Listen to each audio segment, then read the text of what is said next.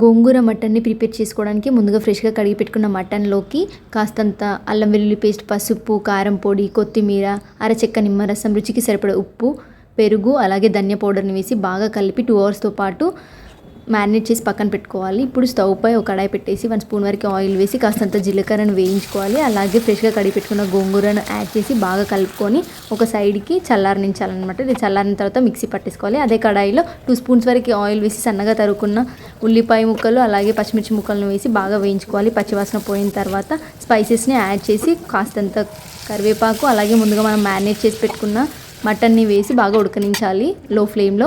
ఇలా బాగా మటన్ బాగా ఉడికితేనే చాలా బాగుంటుంది. అదే వాటిలోకి కాస్తంత టమాటో, మనం ముందుగా పేస్ట్ చేసి పెట్టుకున్న గోంగూరను కూడా యాడ్ చేసి బాగా మిక్స్ చేయాలి. అలాగే లో ఫ్లేమ్లో ఒక 30 మినిట్స్ వరకు ఉడకనించిన తర్వాత కొత్తిమీర, ధనియాల పొడి, మటన్ మసాలా వేస్తే ఎంతో రుచికరమైన gongura mutton ready. Thank you. Subscribe.